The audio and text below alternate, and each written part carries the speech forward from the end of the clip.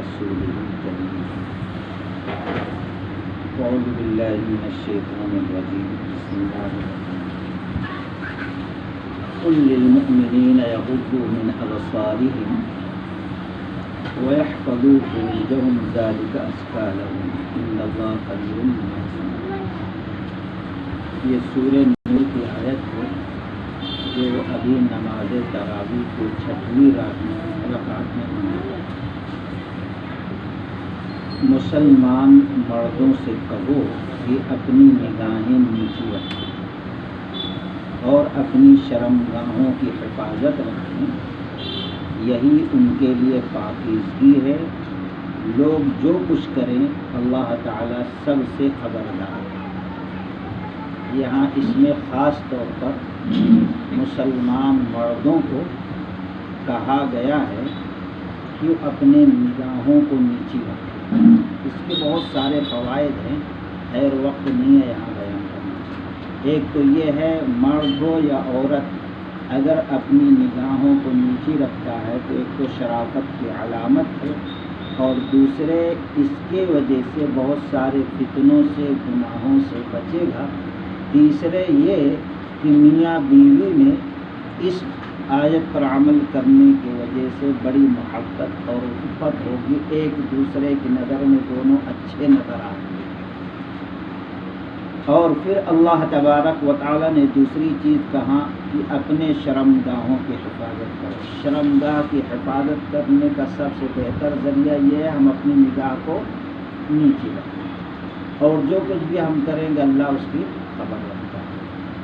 دوسری آیت جو بڑی لمبی ہے جس میں عورتوں کے لیے حکم ہے، یاد ہے 6ویں رکعت میں ہم نے پڑھا وَقُلْ لِلْمُؤْمِنَاتِ يَغْضُضْنَ مِنْ أَبْصَارِهِنَّ وَيَحْفَظْنَ فُرُوجَهُنَّ وَلَا يُبْدِينَ زِينَتَهُنَّ إِلَّا مَا ظَهَرَ مِنْهَا وَلْيَضْرِبْنَ بِخُمُرِهِنَّ عَلَى جُيُوبِهِنَّ وَلَا يُبْدِينَ زِينَتَهُنَّ إِلَّا لِبُعُولَتِهِنَّ أو آبائهن أو آباء بعولتهن أو أبنائهن أو أبناء بعولتهن أو إخوانهن أو بني إخوانهن أو بني أخواتهن أو نسائهن أو ما ملكت أيمانهن أو التابعين غير أولي الإربة من الرجال أو الطفل الذين لم يظهروا على عورات النساء ولا يضربن بأرجلهن ليعلم ما يخفين من زينتهن وتوبوا إلى الله جميعا أيها المؤمنون لعلكم تفلحون. پوری ایک آیت ہے، خاص کر کے اللہ تعالیٰ اس کو عورتوں کو مخاطب کرے گا. یہ وہ آیت ہے نبی صلی اللہ علیہ وسلم پر جب نازل ہوئی تو نماز کے اندر صحابہ اکرام کو آپ نے سنا دیا، اور صحابہ وہاں سے اٹھے اپنے گھر میں داخل ہوئے. اپنے گھر میں داخل ہونے کے بعد ان کے گھر کے جتنے خواتین تھے، ماں ہو، بہن ہو، بیٹی ہو، پھوپھی ہو، خالہ ہو، سب کو جمع کیا اور سب کے سامنے یہ آیت پڑھ کر سنا دی. جیسے ہی سنائے عورتیں بھاگی، ان کا جو دوپٹہ تھا اپنے سر پہ رکھ دیا. کون سنایا؟ باپ سنایا. کون سنایا؟ بھائی سنایا. کون سنایا؟ بیٹا سنایا. ماں کو سنایا، بہن کو سنایا، بیوی کو سنایا، ان کو. لیکن سب یہ نہیں تم بیٹے ہی تو ہو، تم بھائی ہی تو، تم بابا ہی تو نہیں.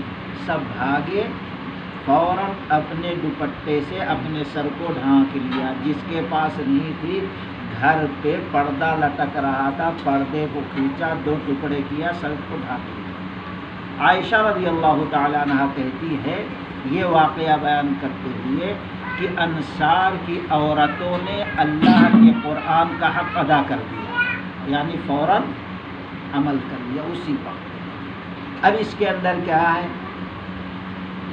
اور کتنے مرد گھر میں داخل ہو سکتے. یہ مرد کی غیرت کی بھی بات ہے اور عورتوں کے ایمان کی بھی بات ہے.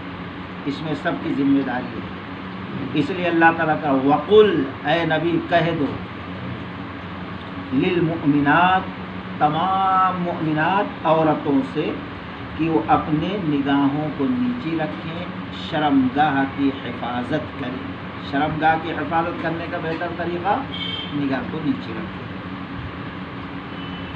اور پھر اپنی زینت کو ظاہر نہ کریں۔ زینت کو ظاہر کریں گے تو ظاہر بات ہے ہم بچیں گے، لیکن دوسرا ہم کو چھوڑے گا، پیچھے پڑ جائے گا۔ تو اور اس کے جو ظاہر ہیں، اپنے گرہبانوں پر اپنی اوڑھنیاں ڈالے رکھیں، اپنے آرائش کو کسی کے سامنے ظاہر نہ کریں۔ اپنی اوڑھنی گھر میں بھی رہیں تو ڈالے رکھیں، چاہے بیٹا ہو، چاہے باپ ہو، چاہے بھائی ہو، کوئی بھی ہو، صرف اپنے شوہر کے سامنے عورت سر کھلا رکھ سکتی ہے، بال دکھا سکتی ہے، ورنہ کسی کے سامنے۔ بہت اہم مسئلہ ہے اس آیت کے اندر۔ اور اپنے گرہبان کو اوڑھنی اس طریقے سے لپیٹ نہ لیں گلے کے اندر، اس طریقے سے لمبی اوڑھنی یوں ڈالیں تو یہ سینہ پورا چھپ جائے، ظاہر نہ ہو۔ ایک تو قدرتی خوبصورتی ہوتی ہے، ایک بناوٹی خوبصورتی ہوتی ہے۔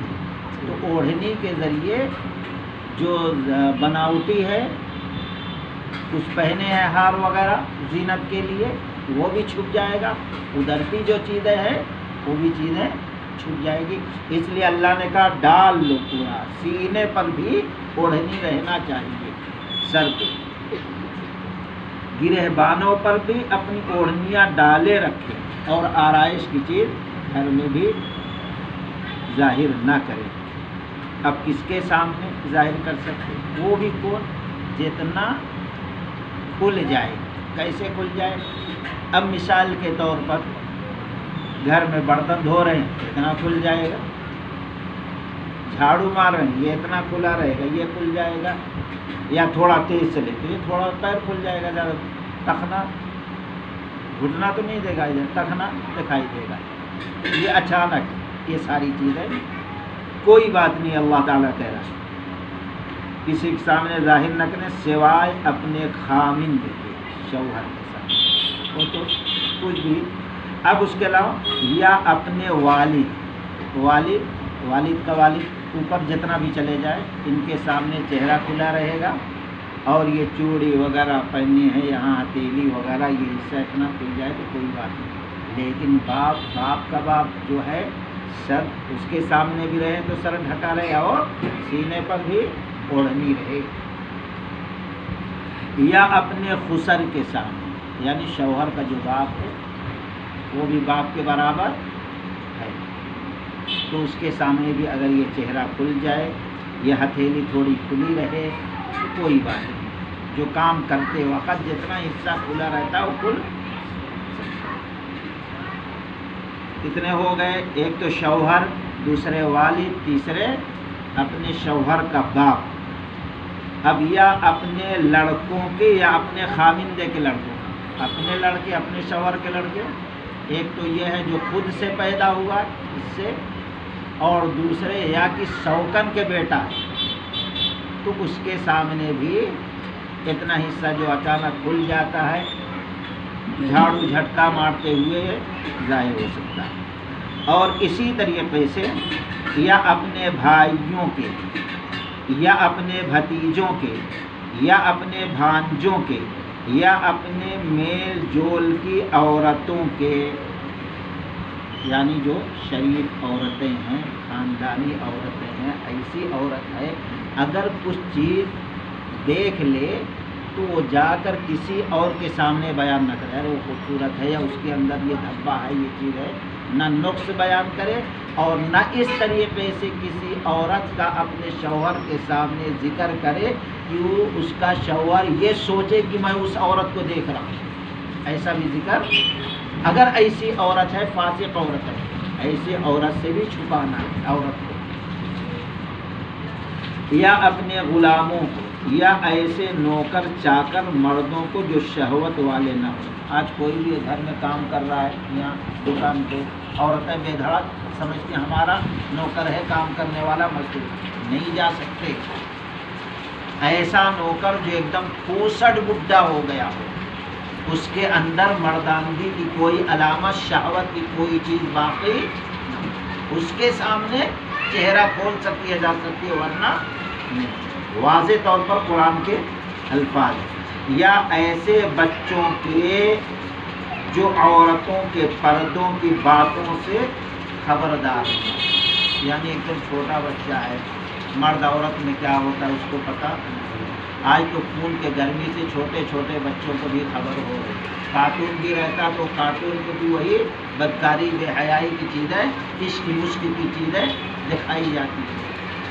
اگر کوئی بچہ ہے، مرد عورت میں کیا ہے رشتہ ہوتا ہے، کیا معاملات ہوتے ہیں، وہ چیز کو جانتا ہے، اس بچے کے سامنے بھی عورتیں اپنے زیب و زینت کو ظاہر نہیں، ہمارے بیٹے کا دوست ہے، ہمارے بچے کا کلاس فیلو ہے، یہ بچپن سے آ رہا تھا، ننگے پہ ہم کے ہیں، اب 10 سال کا بھی ہے تو چلے آ رہے ہیں، ایسا نہیں ہو سکتا۔ یہ قرآن کیا ہے کہ کوئی معمولی مسئلہ نہیں ہے، چاہے تو عمل کرے، چاہے عمل کرنا ہی کرنا ہے۔